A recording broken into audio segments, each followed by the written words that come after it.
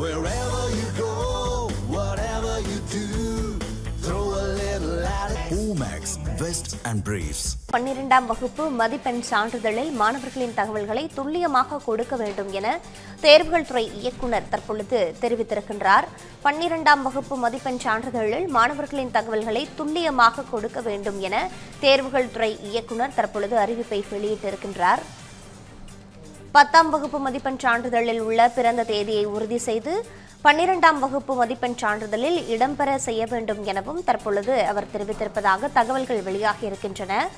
10 மற்றும் 12ஆம் வகுப்பு மதிப்பெண் சான்றிதழ் அச்சடிக்கும் பணி இன்னும் தொடங்கவில்லை எனவும் தேர்வுகள் துறை இயக்குநர் தெரிவித்திருக்கின்றார். இந்த சூழலில் சான்றிதழ்களில் துல்லியமான தகவல்களை கொடுக்க வேண்டும் எனவும் அவர் அறிவுறுத்தியிருக்கின்றார். தற்காலிக மதிப்பெண் சான்றிதழை வைத்து மாணவர் சேர்க்கை மேற்கொள்ளப்படுகின்றது எனவும் தேர்வுகள் துறை இயக்குநர் சசிகலா தற்பொழுது தெரிவித்திருக்கிறார்.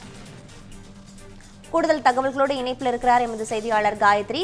காயத்ரி, தற்பொழுது தேர்வுகள் துறை இயக்குநர் என்னென்ன மாதிரியான அறிவுறுத்தல்களையும் விவரங்களையும் வெளியிட்டிருக்கிறார், பதிவு பண்ணுங்க. வணக்கம் பிரீதா. 10ஆம் மற்றும் 12ஆம் வகுப்பு சான்றிதழ் அச்சடிக்கும் பணியானது தற்பொழுது வரை தொடங்கவில்லை என தேர்வுகள் துறை இயக்குநர் சசிகலா பேச்சில் தெரிவித்திருக்கிறார்.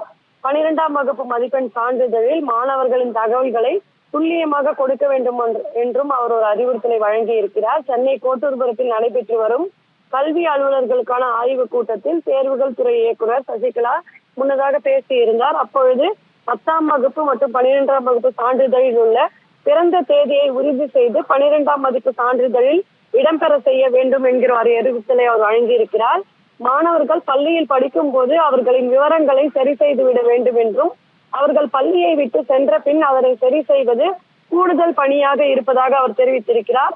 மேலும் 10 மற்றும் 12ஆம் வகுப்பு மதிப்பெண் சான்றிதழ் அச்சடிக்கும் பணி இன்னும் தொடங்கவில்லை என்றும் மாணவர்களுக்கு தற்காலிக மதிப்பெண் சான்றிதழ்கள் வழங்கப்பட்டுள்ளது என்று அவர் கூறியிருக்கிறார்.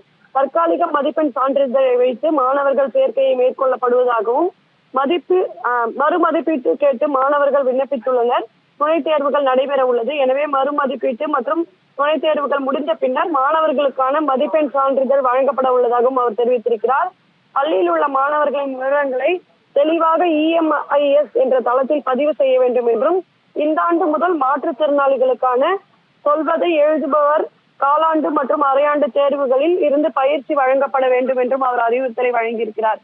இன்றைய தினம் சென்னையில் உள்ள கோட்டூர்புரத்தில் உள்ள அரங்கத்தில் அந்த கல்வி அலுவலர்களுக்கான ஆய்வுக் கூட்டமானது பள்ளி கல்வித்துறை அமைச்சர் ராஜ்மோகன் தலைமையில் தற்பொழுது நடைபெற்று வருகிறது. முன்னதாக தேர்வுகள் இயக்குநர் சசிகலா இந்த அறிவுறுத்தல்களை அவர்களுக்கு வழங்கியிருந்தார். அதனைத் தொடர்ந்து தற்பொழுது அமைச்சர் ராஜ்மோகன் இந்த கல்வி அலுவலர்களுடன் இந்த ஆலோசனையை மேற்கொண்டு வருகிறார். பிரீதா, நன்றி காயத்ரி விவரங்களுக்கு.